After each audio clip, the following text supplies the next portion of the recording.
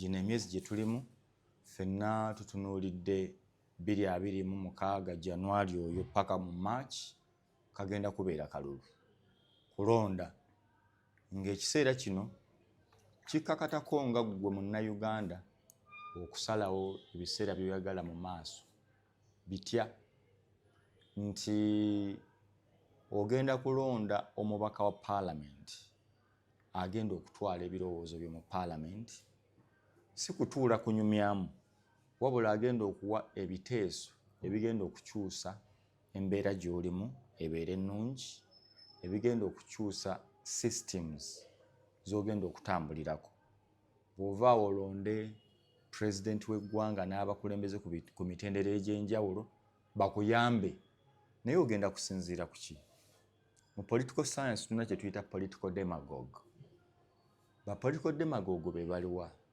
be bantu abanyumiza abantu emboozi ezinyuma ne babakyamula emitima naye nga talina kyagenda kukukolera n'olw'okuba anyumya emboozi ewomera naddala bannayuganda ku ntegeera yaffe kyetuyita political demagogue bannangira b'omwala guno bannangira b'oluguudo luno mubeera mutya mu nfuufu ko mwawamaani ojja ddi teri amubuuza ogenda bikola otya nga musimba layini nga n'eŋŋumi mukuba mumala okuba eŋŋumi ng'omusajja alayira ng'akubuuza MP waawo akola enguudo bagambako MP akola enguudo naye luli yayimirira ku mwala nti kati laba emyala laba enfuufu gye tulimu bw'amala okukikola ekyo n'omuwa akalulu bw'omala okukamuwa n'akubuuza MP akola enguudo n'omubuuza naye kakati omubaka gwe twalonda ate ffe tuli mu buyinza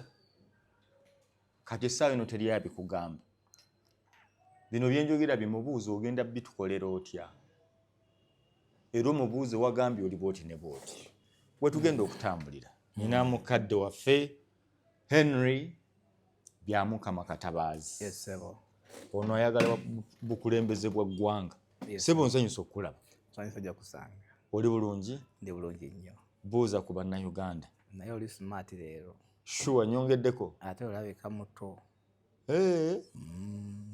ndi smart muko kati biri byolya wandisharinze abaavu n'okunyirira kwe tutava obuzaabuzaamuko abantu tebaleme kukuba nnyo gundi oliva naye nga yes nsanyusa okulaba buuza kuba tulaba. I want to one more time greet you and we're looking forward to have a great time and our prayer is that you listen to us and we banking on you to support us. Together we will make this happen. Omwana mbuuziza mukulu emubuuza enviiri ze zezize nvi yakikola bukozi Yesu yamukwatako mutwe ekitufu yani nali New York how many years ago and by then okusala enviiri was costing $25. 25 US dollars. Kalonga 10. Naye by then zalinga 7. Nembalanga okusala bold 3 times a week $75. Very expensive. Nenzireka ezikula nezifuuka bwe zityo so nviiri zange naye kati wakomawo n'5000 waliwo abaana bakusala bakuyisaako n'akaniimu ate kati bwe zaakula oguwa 5000 bwe zaakula ate nendabanga there's no need to cut presidential material kiringa okugamba president abeera ne bald head kyekimu it's all natural kati gwe kulwaki osaza enviiri enyimpi mbeere muntu aja naye kati laba president gwe tuleeta olinga lakeddubi gwe laba interviewer gwe tuleeta laba kulwaki osala enviiri eno n'olekayo nga wali flat tugenda kikolera kiti kulwaki okireka enviiri ne zikula zibeere gomayo omusajja n'ogala president wa Uganda ajjanga enviiri ziri bwe zityo ogenda kikola ng'asaze side ne side side esimbyewo katolaba that line of argument obeera ng'ogamba gwe kulwaki oli mumpi president n'abeera mumpi ekyo nakyo nno tuyinza okukigaana ffe toyinza tukiikirira ng'oli mumpi nnyo bwotyo tujja kugamba anti jjukira bw'ogenda ekifaananyi ky'otwala e Bulaaya ebweru yonna bagamba bannayuganda bali batyo. Actually ne Biblia egamba nti Katonda atunula wa munda si wabweru. Ffe tetuli Katonda. Kati togenda kujajinga omuntu besi ku kyalya kyayambala ngeri gye Katonda yamukolamu n'ogamba gw'olina bald head tolina okubeera ki president oba tolina kubeera minister oba tolina kubeera. Anti kati munda teffe tetulabayo. Omusajja nno abeerawo n'olaba amaviiri n'ogaba n'omubaayo ono. Anti ku standard yo ku standard yo n'eddiini yo ne your unorthodox oyina ebintu gwe byokkiriza naye n'omulala naye ayinza okulaba nga that is not decent nti gwe kyolaba nga kiri decent ng'omulala yalaba kiri decent nga tekiri.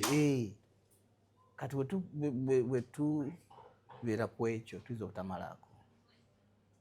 Kati tukuleke temuna kyakukola kubanga kati mwagala nkola ntya nkufunira akusala enviiri bulungi ate kati nzo Saloma n'agamba naye kakati oyonoonese kati ofuuse musiyaga be basala boldi bayinza kugamba ekyate abantu bwe bali bw'obawa kino nga basaba kiri bw'obawa kiri ne basaba kiri. Ekyo kankirekera abalabi saagala kuyingira nnyo Justin embuzi munamu n'alaba ng'asize braids ng'ezo braids zasibye za muntu eyaffe Brazil naye nga yagamba ali wa tabu kati oli asibye ataddemu kyangwe. Oyinza okuba omuntu wa China yafa akyali mu kyangwe kya mu China. So buli muntu bamuleka akole ekintu ki kasita kiba nga tekimenya mateeka. Bya Mukama yaani waliwo akulabye omulundi ogusooka bakuzaalawa. Banzaala Tanzania mu East African Community.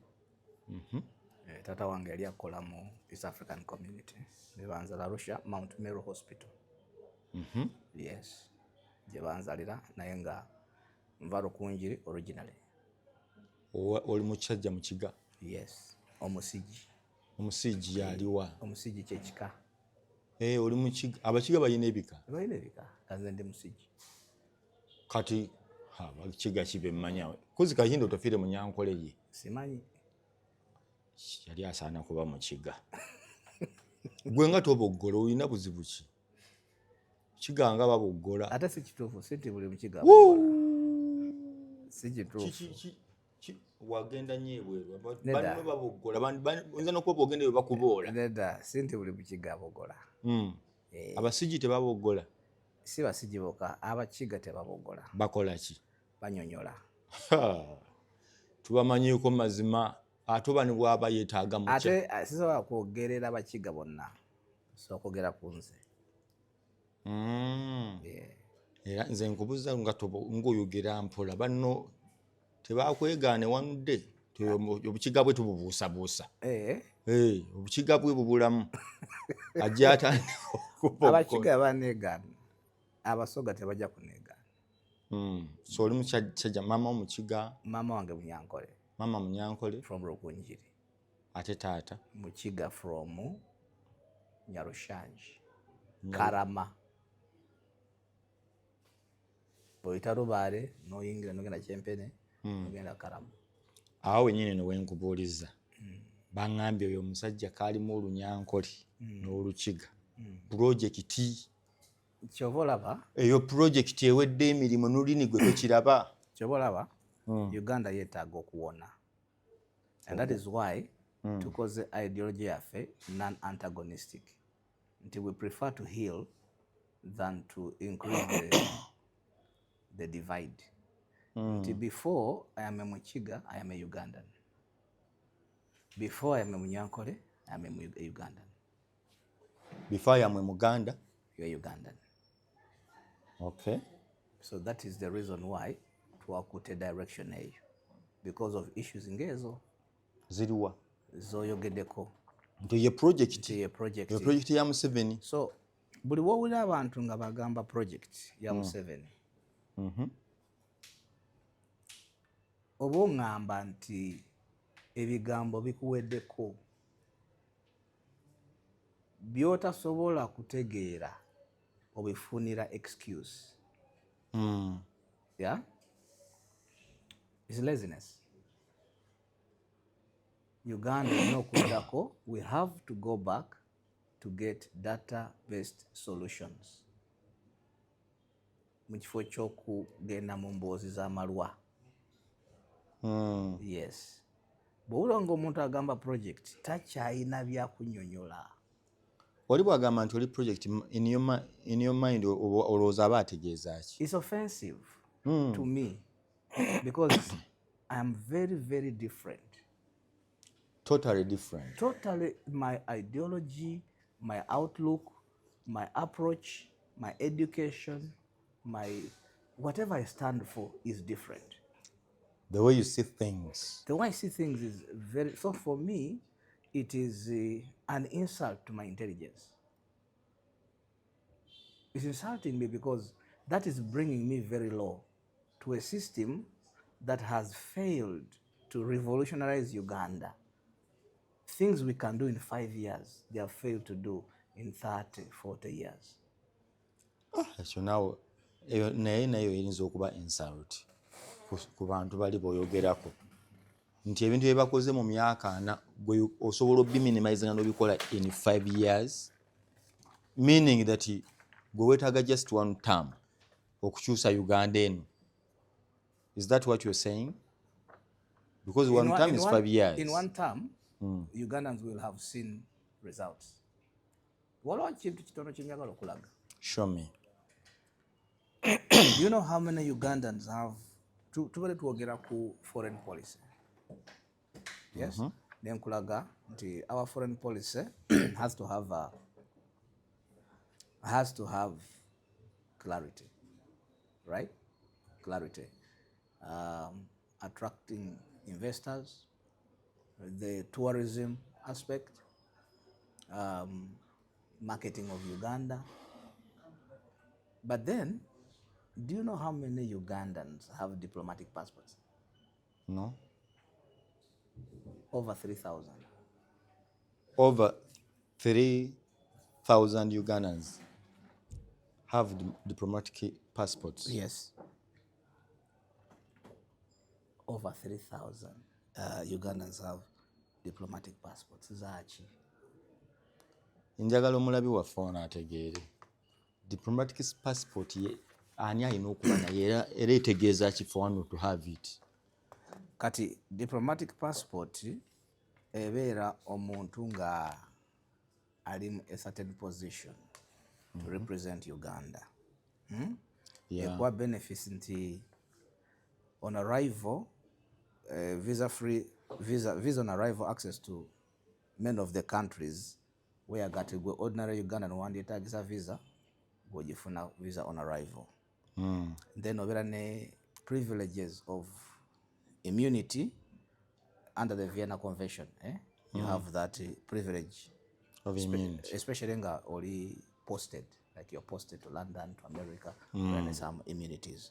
Then even ku airport obeera ne priority. Nti togenda kusimba line ng'abalala. Kusimba line. Naye abasinga abalina visa zino mu Uganda babadde baganda bagundi ne batabani bagundi.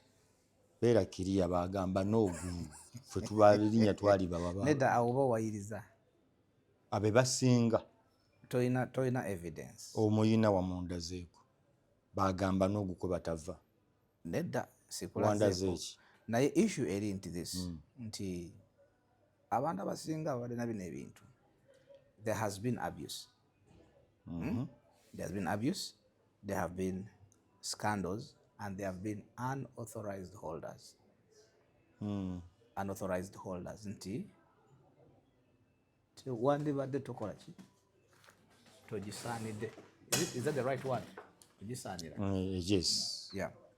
Nti eri mu ngalo z'omuntu atasaanidde kuba nayo. Yes. Ataqualifying. Qualified okubeera nayo. So I'm just giving you an example of some things that we are introspecting that can help this country. Okay. That is just on the side of foreign policy. Yeah. Yeah.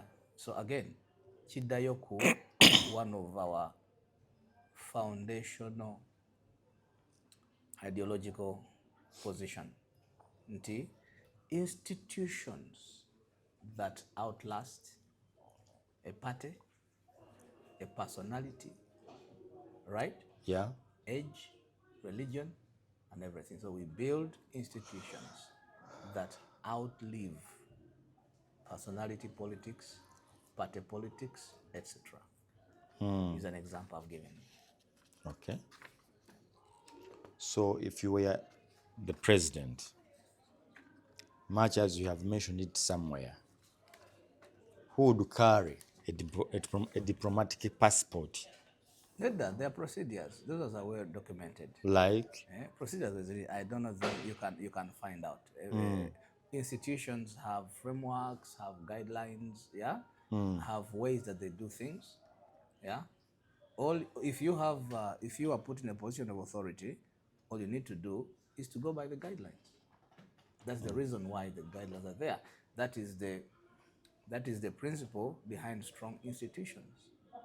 Yeah, to make sure that you take care of forgery or fraud, of those kind of embarrassments. okay. Yeah, that's the reason why institutions are put in place. Still foreign policy. Yes, Obadde okyaŋŋamba yes. biki by'oyinza okutandikirako? Luli twayogerako bulungi, twayogerako a little bit in detail. Nenkugamba ku renegotiating bad contracts.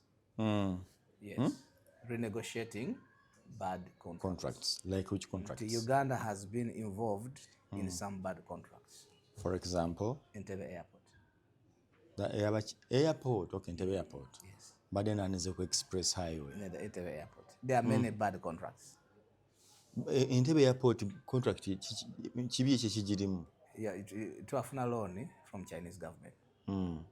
But the conditions of the loan give so much authority to the Chinese. The problem was that the people who negotiated these contracts did not have Uganda first at heart. Yes. Kiki banegotiatinga gwe kyogamba nti kyali kibi? Genda ogitunulemu. Wagirabyemuko a little. I can pull it down for you. Kyogamba you can highlight noga nti okay, at least for example otunuulira kino omuchina yakifunamu. Yeah, Uganda efuna kino. Yeah. Byonna gy'osinzira okutulaba, genda maaso ng'otulaba, weereza ebibuuzo byo, baako ky'oteesa, w'otategedde, just ask. Toyomba. So ofunyeewo? So Entebbe Airport, Uganda borrowed 207 million. $207 million from China Exim Bank to expand the airport. Exim Bank? Yes. Million 207. So eza dola. 270 million $270. 207 to expand the airport. Okugaziya ekisaawe ky'Entebbe? Yes. Ekyennyonyi? Yes. Now, this contract gave China rights over airport revenues and had strict repayment conditions. So, the one issue there about the conditions was that we are risking our sovereignty. Sovereignty change chikuru. Yes. In terms of territory. Kwega sovereignty gwatulaba kwe kuba nti ensi nga Uganda erina obwannannyini, erina boundaries, eriko ogirinako control nga Uganda.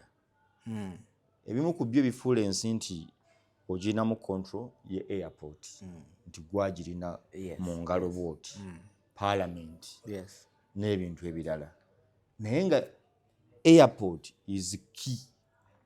Omukulu agamba airport eri mu mikono gy'Abachina. Kati kitegeeza somehow bakusalirawo.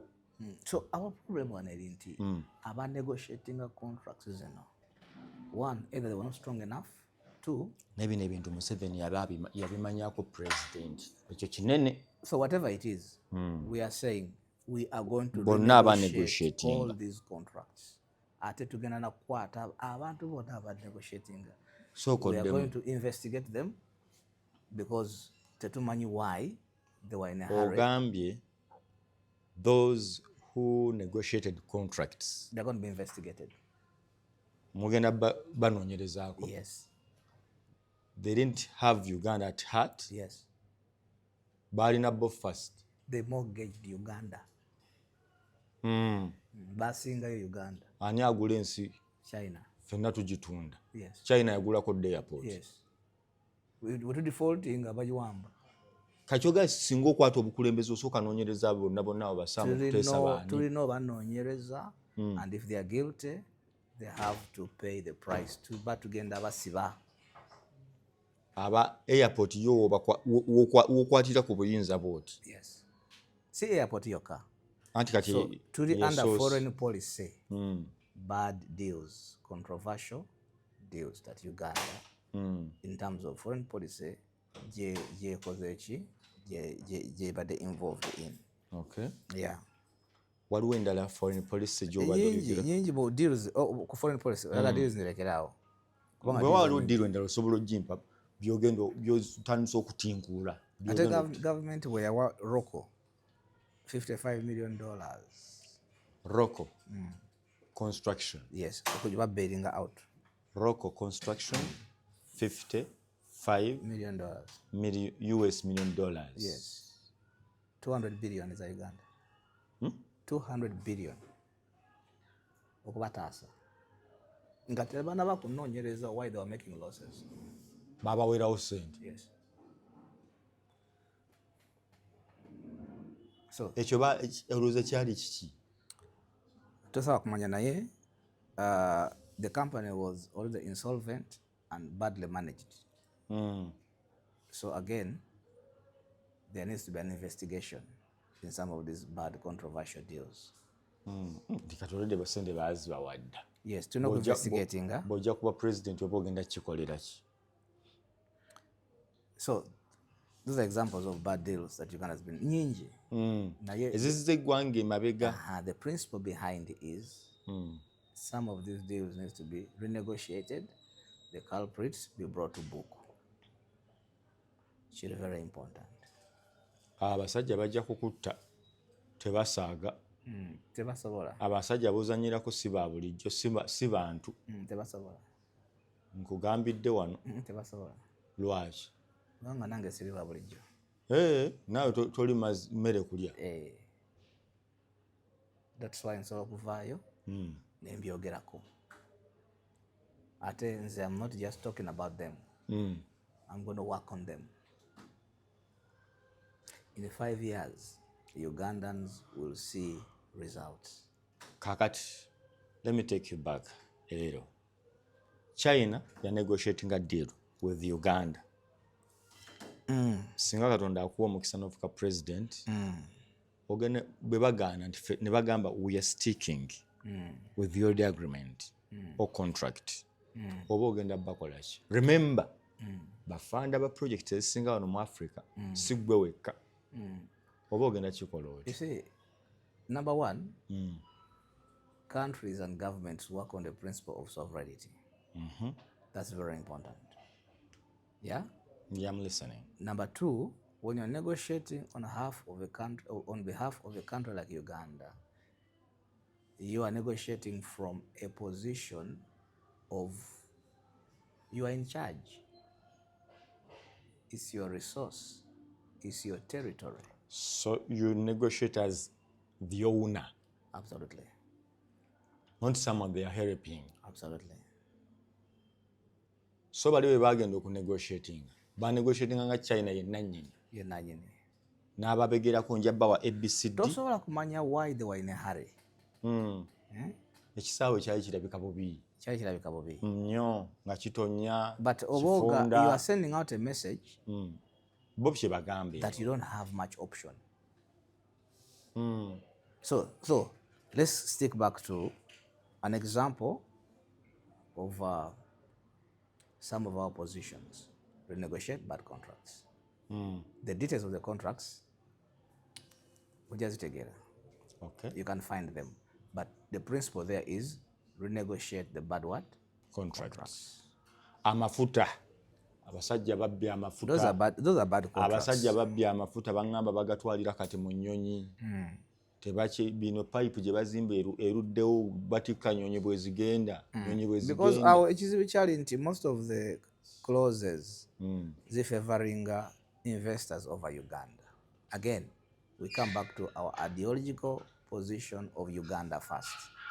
The clauses should favor Uganda and not the investors. Waliwo yaŋŋamba nti olumu ba investor babeera balala ng'ate be bateesa ddiiru. Wakiwulira ku ekyo? In your mind, does it come? The important thing there, whatever it is, the important principle is that everything we are negotiating, it should favor Ugandans first. Anti nkugambye waliwo kati abaliwo nga gwe olowooza nti investor be bafunamu nga bannayuganda individual Ugandans be bafunamu. Whatever it is, tugija kunoonyereza, we shall go to the bottom of it. Every deal, every negotiation must favor Ugandans first. Okay. Kati eyo nvuddeyo. Nkomyewo ke Uganda. Okay. Oyagala tugende mu education? Education twaliyo ko wagezaayo ko. Oyagala tu ebyobulamu. Oyagala tugende ku agriculture? Tusooka agriculture, yes. Tusooka agriculture ebyobulimi. Agriculture nyagala kuwa. Uganda, you also agree nti bannayuganda badependinga ku byabulimi. Ebitundu ebisinga obungi. Statistics zitulaga 60 to 70% of Ugandans depend on agriculture. Okay. Statistically. Naye teriyo budget yali efulumye ng'ebitundu ebisinga bya agriculture. First of all, nga tunaba kugenda ku ekyo. What is affecting farming, katugambe farming? Nga togenze ku other areas of agriculture. Let's talk about farming, produce. What is affecting our produce right now? Number one, Lichi. What is affecting our produce? Our production in terms of farming. Nze nkiraba bulala naye gwe kimpi. Okiraba otya? Nze ekyange ekyemanyi ekiremesezza abantu kiremesa bulemesa produce kuba bwe tugyetaaga, but it is the market. Market is a different issue. Ng'amanzi abalala. Catholic supply chain. That is the end of the supply chain. Tutandike wetandikira. Tunule the issue of our soils beginning to be degraded. That is true. That's one. Number two, we know kutunula ku the issue of droughts and unpredictable rains. Awo oba osooka concentrating nga mpulire. Kati, when you look at those two issues, esooka soil, the degrading of the soil, it's at a very high rate. Okukaddiwa n'okufa nga terikyalimu kigimusa. Yes. Waliwo bagaa kirabika gavumenti ekirimu teyagala abantu balime. Ekyokubiri, drought and unpredictable rains. Kati katusooke tugonjoola ebizibu ebyo. Let us analyze those two issues. Okay? Yeah. So, you have a very quick solution. Yeah? Kuki? Because nyine ekisooka. Modern solutions. Let's modernize. Modernize. One example you could use is called hydroponics. Hydroponics. Byebiti ebyate. Musaazi kwali alaba. Nennalumu. So hydroponics is a simple method of growing crops without soil. Ogenda bisi. Bannange oluggyire waleero lususse. Using water. Wano ewali toyi sikitegeera. Using water mixed with the nutrition. Modern. But now we are considering that, Linako, we are degrading the soil, the issue of drought, and then the issue of unpredictable rain. Now we want to modernize. How do we modernize? An example I'm giving you, hydroponics is one of them. Okay? You are growing crops using what you're not using soil, you are using water with a mixed nutrition. mixed nutrition ng'ogitadde ekibalo okitadde mu bbanga tewali ttaka anti kati njagala kukitegeera okikola otya ekirime. So mulimu abakozesa for example fish tank nebakozesa nebateekako zi pipes then that nutrition ne supply nga mazzi n'obuzimba mu kalina ate you with hydroponics you need a small piece of land osobola n'okukozesa awaka mu compound but you can produce more food than a large garden. You use 90% less water and you produce harvest all year round. Now if you go internet, you can even Google hydroponics farming. Genda ku Google, put in hydroponics farming. Hydroponics farming. It's just one modern system. Kaneyambeko wano. Yes. Saagala bintu byakugira abantu baje n'oludiini omusajja n'akuvuga ng'oli awo tunula butunuzi twekwesiga golola waffe bakukuba bukubi n'oludiini. Hydroponics farming is a method of growing plants without soil using nutrient-rich water solutions instead. Okyogedde wano bateeka wa babiteeka mugenda kusaanyaawo enseene mu bintu by'okusaaga kale ekyo kikyemugezaako okukola. We are preserving your soil. Olina okujja mu faamu yange olabe. I have both. Hydroponic farms Uganda zajjedda is a revolutionary method of growing plants without soil using nutrient-rich water solutions. Mukiteekemu awo nze biri wano is a technique of growing plants using a water-based nutrient solution rather than soil and can include an aggregate substrate or growing media. Sokoddemu okigaziye naye ng'okirabye kyegamba. Nkirabye anti nze mba njagala kubuuza abantu bagana n'oludiini omusajja yakulimbye ebyo birabika bya ku mwezi nenga akambikebereko wano. Kitegeeza that Karamoja basobola okuba n'emmere osobola okulima n'omusana gwe Karamoja amazzi gayinza okugumirayo eyo bye basayo ge gakala. Eyo ye solution. Kitegeeza nti Karamoja osobola you can grow the greens in that kind of dry environment. Ate ababa talina mazzi oba ogenda kuvuga ebimotoka. Anti kakati with hydroponics you have to first avail water solutions which are still cheaper than you losing the quality of your soil and speculating on unpredictable rain. Yes. You are still ekyenkuba kizibu tubale tumanye omusana gutanduse kati etonnya daily advantage. China advantage. So kitegeeza more food for Ugandans at a lower cost. Idako kitegeeza more jobs for youth and women in a town and in a village. Kitegeeza kyekirala better nutrition. Lidako kitegeeza kyekirala nti you have ofunye a counter solution to the degradation and to the unpredictability of the weather. Now, importantly, government should invest in training. Because abasinga tutegeera ettooke, tutegeera muwogo, tubitegeera. Kasooli. Tubitegeera naye kati bwe nkugamba nti you are going to grow this cheaper and quicker and all round. Tugenda kulinda season. So training is very important. And then of course oyogedde ku supply chain when you talked about market. Era mbanyi njagala kugamba nti ku supply chain kyoleese ebintu ebimwe by'abantu bayeekeemu n'omusajja alina square ya mayiro abadde alima biki anaalimira kati ebyo byanaabikola bati eby'amazzi ayagala okulima eka 100. Bw'oba oyagala actually kino kyo olwere tuli mu kukikolako. We are working on it.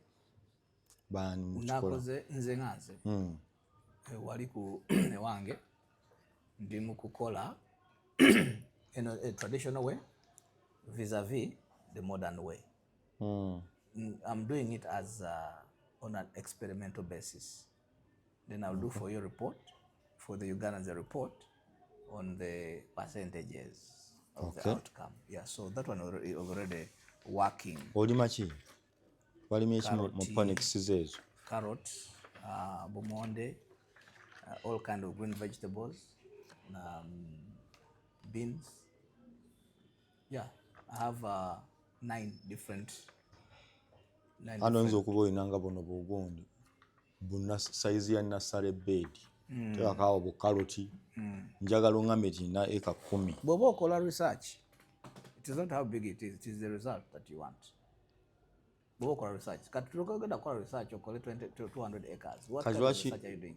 Lwaki oyagala ku applying ekintu kyota testinganga? You are just making research but you want Ugandans to buy it. Because it is already tested not only here in Uganda. There are some successful farmers in Uganda already they can attest.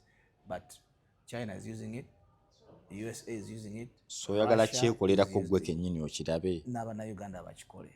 They have visited hydroponic farms in South Korea and in China and in the USA.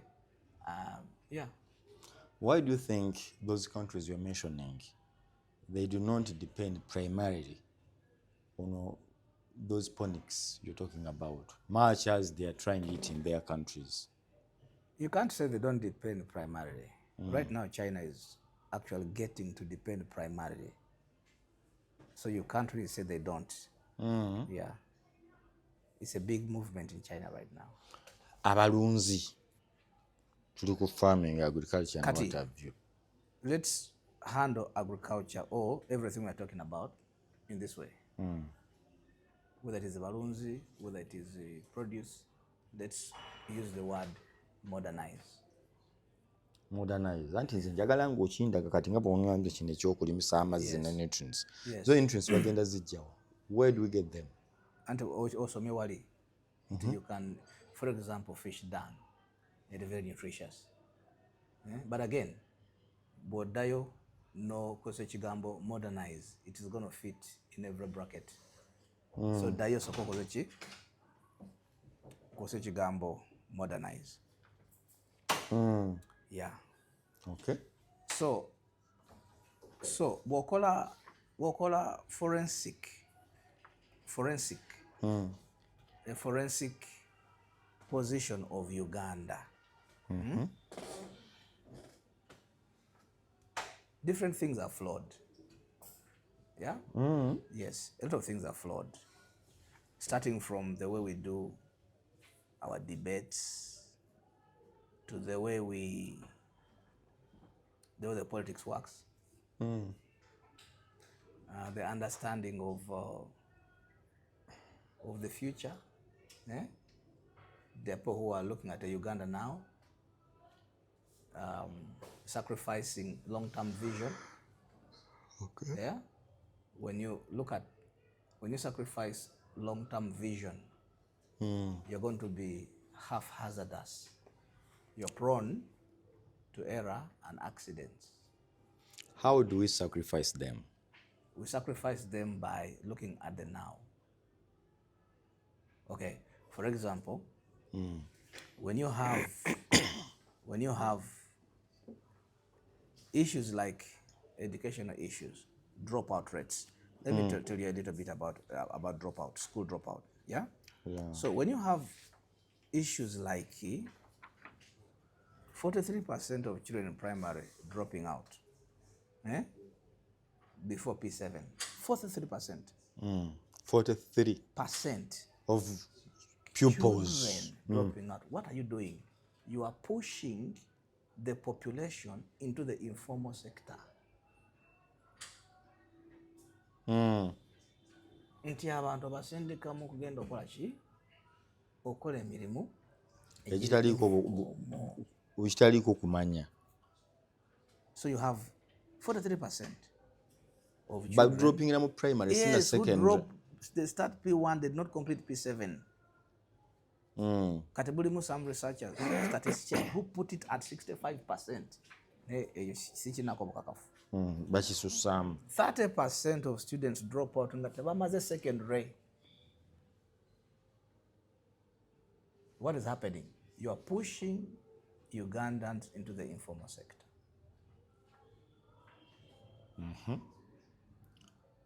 nkiwulira, but it is not the government ebagamba okuva mu masomero, yateekawo UPE bavaamu bokka. Byo government bwegamba. Ne kati olabye scenario eyo. Olabye scenario eyo. Now, when people drop out before professionalizing, or in a workforce with a low productivity, into your labor force, your human resource, your workforce, in a low productivity, they lack skills.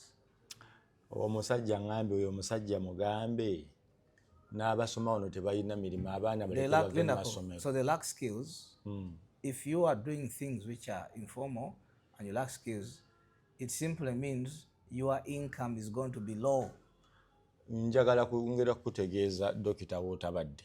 So wano n'abasoma tebalina mirimu. Bali bayambako bano kitegeeza kukendeeza maziga. Kitegeeza Uganda's economy will be trapped into low skill, low income sector like subsistence agriculture and informal trade. To be trapped eyo. Kakumbi. Ekemu. Eka bbiri. Because they lack skills. Kati gwe kyoyinza kikola otya? Let me do for you forensic first of all. Continue. 600,000 youth enter the job market annually. Nga tebamaze secondary. 600,000. Emitwalo nkaaga. Yes. Abavubuka. Nga tebalina secondary. Baba tebaasoma. Tebalina vocational skills. Tebamala senior. Tebayiga kubajja yadde kuwolodinga. Naye weebali kyompa kyonkola. Kitegeeza. The biggest voice abafuga economy yaffe. The biggest one about dominating Uganda mu bungi. For example, border riders, mechanics, banji. Ekitegeeza the people who dominate our economy are informal and unskilled. Naye balina eddoboozi kubanga be bangi. Democracy bwagamba. Mu musalawo abalina abangi batwala. Kati scenario giraba, what does that lead to? It leads the country to be trapped into what is called stunted economic growth. Stunted growth. Stunted economic growth. Muri stunted. Omanyi what stunted kigeza? Tetutambula. Tuli awo. Tetuva mu kifo. Stunted. Nti the longer you keep kids in school with customized curricula, figures show that those countries have higher GDP per capita. Alina kugaana abasoma bye basoma bw'onoobibabuuza. Gipiri ne Rabongo bakyali ku syllabus. Kitegeeza ki kyetwogerako? And customized curricula. Amagenda kikola mutya nesooka okole forensic egweyo. Ngenda kuwa forensic. Ompene solutions. Olaba people who are following bo bennyini batandise okufuna solutions. Abagoberera. Bakiraba. Abana Uganda si basiru. Ngabagamba basiru nnyo. Beetaaga just guidance. Ngabo osiru buli mu Uganda mukama wange. Basiru Ogenda okubonaabona n'abasiru wa ne Uganda. Basiru. Kwe balya naye genda maaso. Basiru.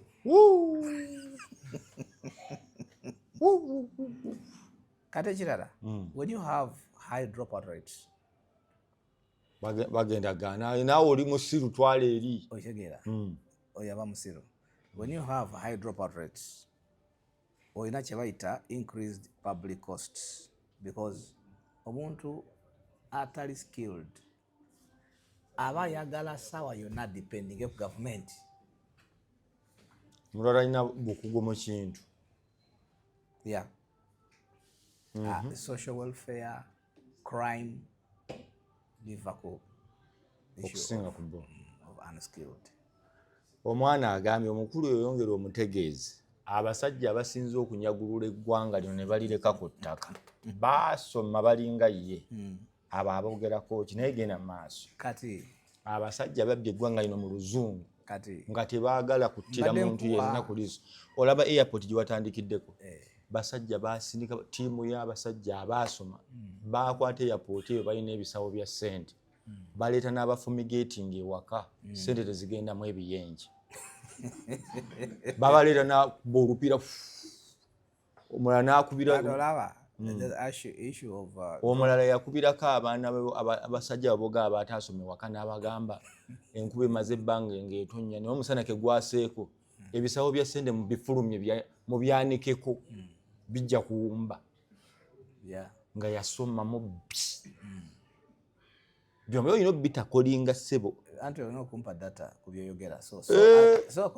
kyogamba data weetaga kugamba nti abatunda airport eyo kwaliko wa P6 weetaaga data abaawayo airport eyo gikwasa aba China sovereignty gyoli mu kukaayanira kwaliko w'omugigi oba yakola juzu. And that's why twagamba nti the issue there was they didn't have Uganda at heart. But basoma. So twagambye nti obutasoma is the only problem. But I'm giving you kati nga bw'obalowooza lowooza ne ku baasoma ngo baasoma bubbi. Yes. Kati abo bo kizibu kyabwe is the issue of they didn't have Uganda at heart. That's why tukoze central to our ideological position is to have Uganda first. Okay. Naye okuddayo ku dropout rates. Yes. They are very high, right? True. And the other issue is when we have those high dropout rates, we maintain the circle of poverty. Nti taatawo kubanga skill level ye waliwo gye yakoba. Gwe era bw'okola statistics wano abasikidde ekitegerekeka tuli batono. Kati goyinza okuba wasikira ekiwera. Maybe. Naye bwe tukola a small statistic naye osanga nga abasikira ebitegerekeka batono, even those who are watching abasikira nti basikidde taatawo bwe yagira watwala ki. Yes, batono. Why? Circle of poverty eri waggulu erina okweyongerayo. Every time there's unskilled circle ekola ki etambula. The next olina gezaako n'akoma mu P6 nekola ki, olina agenda university naye n'atamala nekola ki, seberanga lele. Yes, the circle continues. So children from poor families, they drop out. They raise children who are also less likely to finish school. And then poverty nefuuka generational. Waliwo generational wealth. You know families here that are wealthy. Dawava munozi. Waliwo ne generational poverty. Nga babaavu bakwasa kati yali asima toyi ku kyalo ono akubambwa ku kyalo. Yes. Omusota gutuyingiridde kitya mu weesi nga kyekiri awo nju ku nju generational poverty bakuba bobizzi ku kyalo mitwe mu makanisa basabira generational poverty. Ebyo si byakusabira. Kusoma na kukola.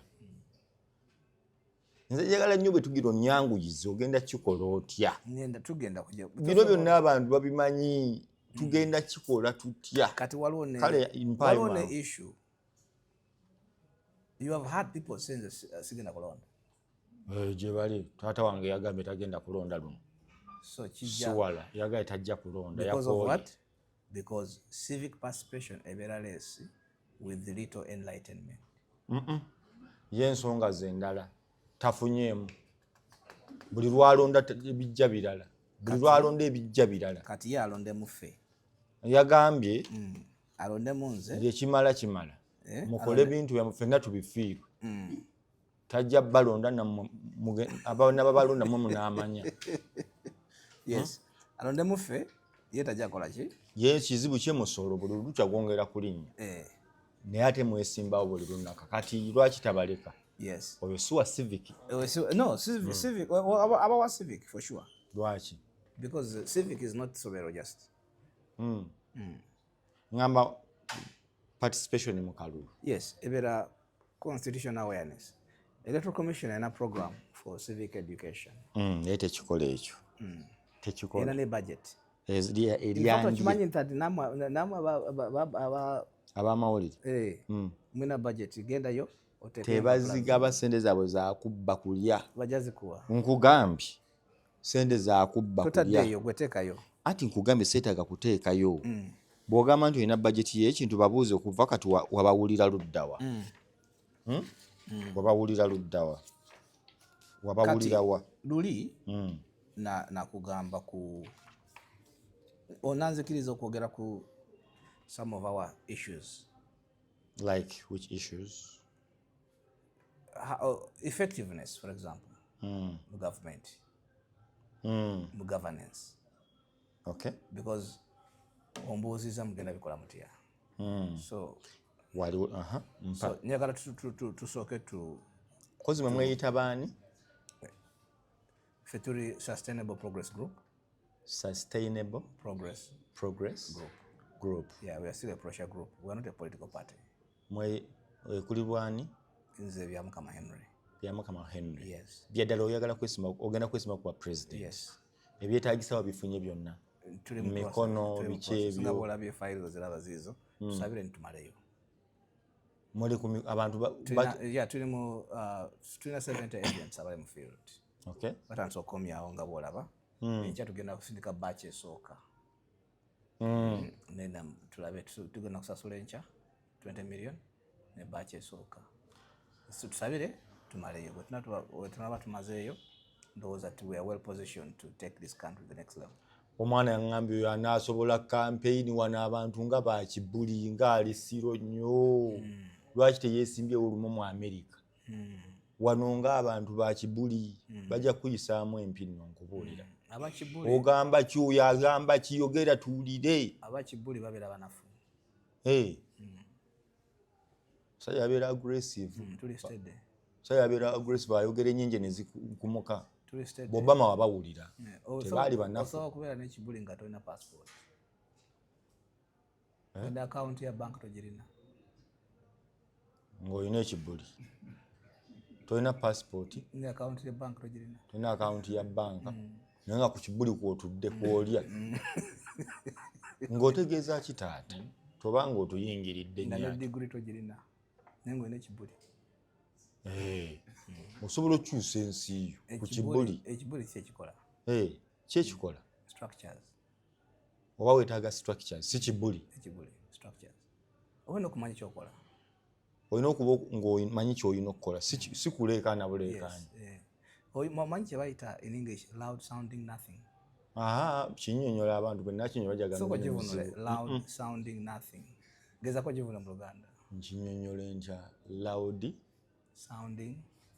Kugamba okuleekaana nga tolina ky'oyogera. Bakubuuza kati abadde ategeeza ki? Oyo mu Luganda bakiyita ddebe kkalu. Bamalebe gamuvaamu ki? Tewali. Oba byembi byennyonnyodde. Munyambeko awo. Loud sounding nothing. Yeah.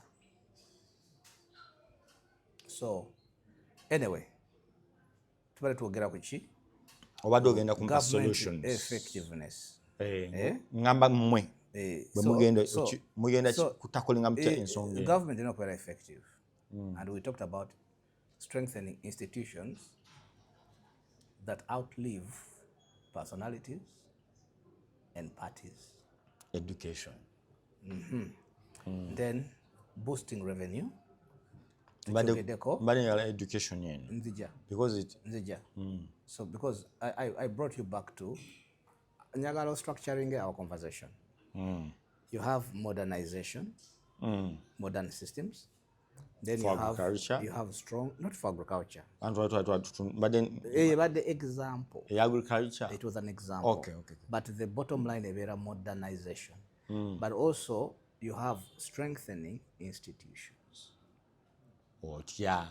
Kati, you need to build institutions that outlive personalities. Now, for example, of two kinds of institutions.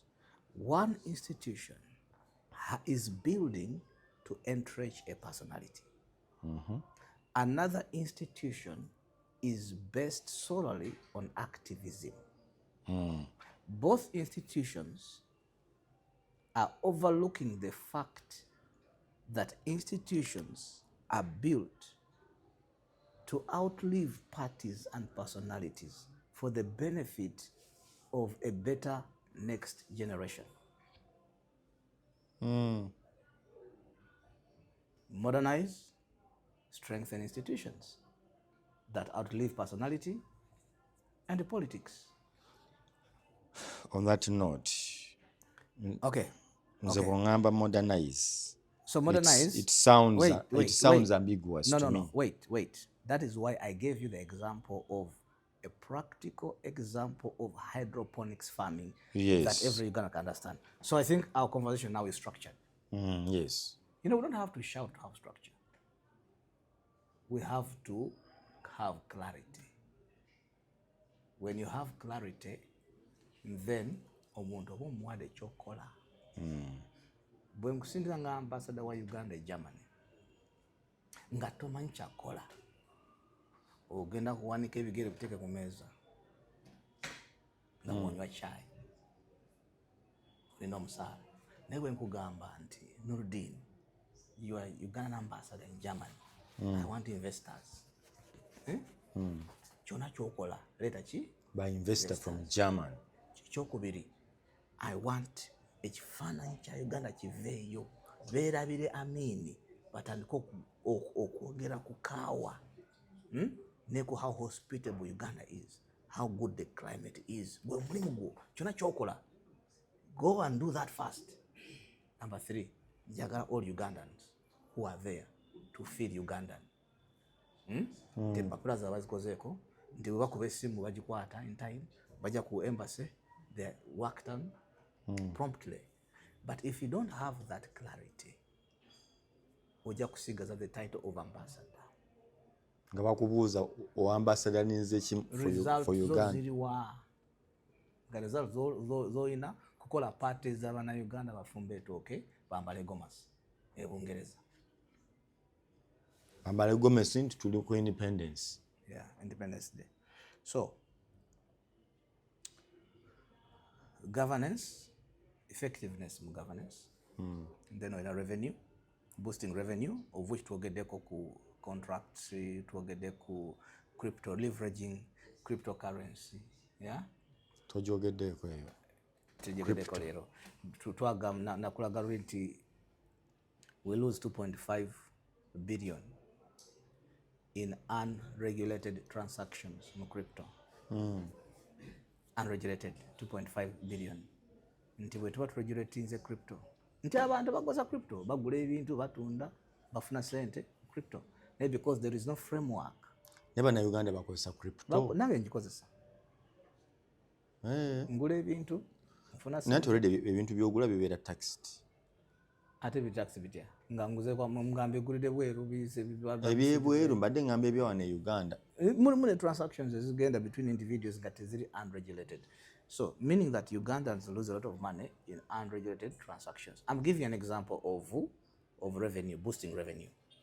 Many places, right? Okay. Twayogedde ku contracts. Twayogedde ku foreign policy. Twayogedde ku unregulated crypto. Twayogedde into when we digitalize, we're going to save Uganda 10 trillion. When digitalize what? When you digitalize documents, digitalize systems, yeah, general digitalization, okay, you save Ugandan trillions of money. So I'm showing you about boosting revenue. Until boosting revenue, you don't have to overtax. Because if I overtax you, yeah, overtax which is to say, business you're going to far. So next year, but yet there are other ways I can boost revenue and even encourage you to keep working such that I can continue getting that tax revenue. So I'm just structuring our conversation. Yeah. So I've structured it. You have on one side modernize, which has a whole plethora of issues. Then you have on the other side strong institutions that outlive politics, that outlive individuals, that are Uganda first best. So ku issue ya governance, yeah, governance, yes, boosting revenue and strong systems. So kati pillars are interconnected to say oyinza ogiyita central nervous system, eringa central nervous system nti eva wano nekola ki neconnecting omubiri gwonna, eringa engine nti ziri connected. Yeah? You can't work in isolation. So kanze kusomere one by one. Abampuliriza mumpulirize. Njagala when I finish, ate ntandika butandisi, I want by the time you finish, I want you to understand that ideologically we are unique and we are superior. We know what we are doing. Underestimate us at your own peril. Totiisa. Soma bintu fe tusalewo. Soma bintu. Ngolinga atidde. Ati ndaba otiisa. Ngolaba nga alinga atidde. Sitidde nga abalagate. Ismail, understand, you do this, at your own machine, yogera mpulire. Fetu. Lwakiseekanga. So tugende ku governance, effective systems. Okay. Bituyambira wa. This ensures decision making is transparent, is coordinated, and is responsive. Ebintu ebyo bisatu bikulu mu government systems.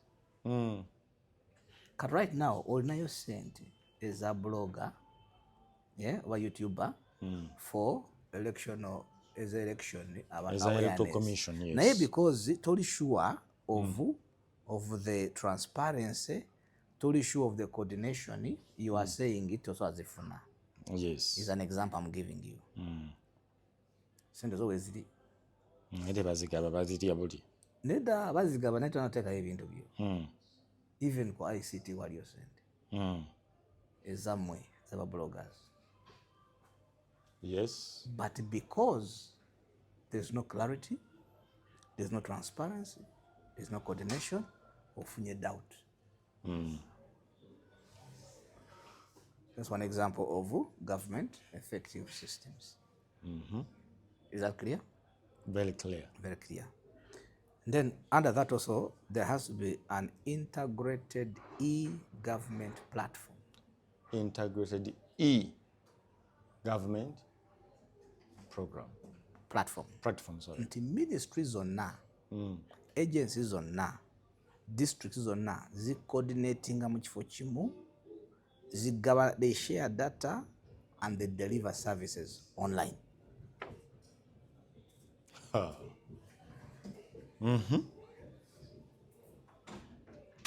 Ebyo abaminisita abantu baffe ba musaazi wapifo asogera online nakebera nagamba nti ebikwatagana ku mbaale bifunawa platform eyo. Okay. An integrated e-government platform, agencies, ministries, districts ziconnectinga and share data. Ekirala under government effectiveness ate kino kikulu bakita performance and accountability frameworks. Nti dashboard eyo evaluating a performance nga tusobola okumanya ndi Janet Museveni, Minister of Education, a performance atya. Data ayika. Twekeberere eno. Oli okola minister nga akola. Nga office zigule 24/7. Tukera ku machanga mutategaka muna Uganda amanyi gokulopa gokuba esimu. Nekati bazirina enamba toll free. Mayor resign. Matagava ko kati onakulamba. Kati babiteekawo ne yuzi kuba ne bakutelia kwata ne bakuga for English press 1. For Rushiga next. Yes. Ogenda okumala n'onyiga ne bagamba for English dial 1. Yes. So kwegamba sister Malaya, these are all documents that I have sat down and put together on every facet of Uganda's economy. So in conclusion, for today's program, yes, what is your final message to Ugandans, those who are watching right now? Is that let us put let us put Uganda first, above party and personality. Let us focus on building a shared national vision beyond the divides of age, of religion, of every other thing that we align with. And let's look at long-term vision instead of short-term gains. Then we shall have a better Uganda. Your name is again? Byamukama Henry Katabazi. Now let me... Under what? Sustainable Progress Group. I'm independent. Why am I independent? Because I want to send a message.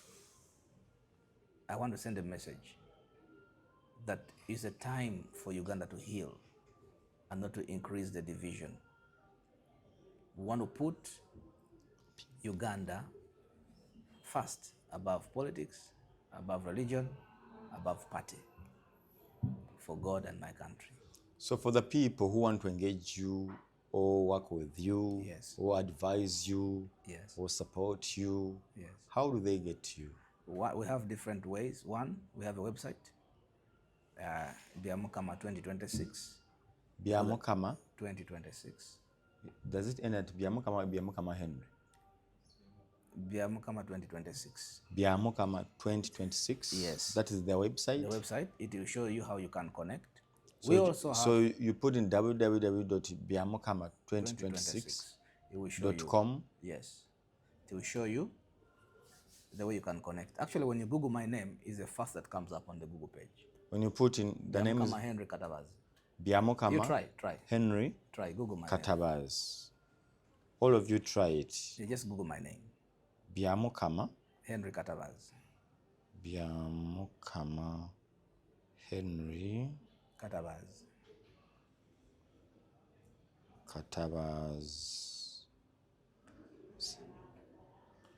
Henry Byamukama, a new in the stories ezisinza okujja.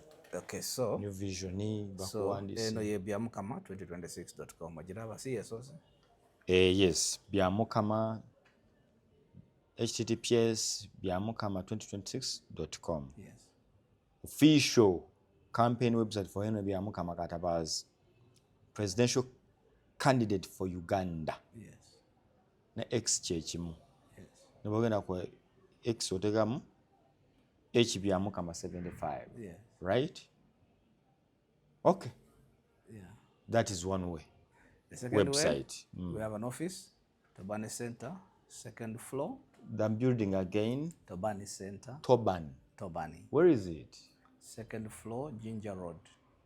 When you come through Parliament Avenue, you turn on your left. After Food Hub, Tobani Center, second floor.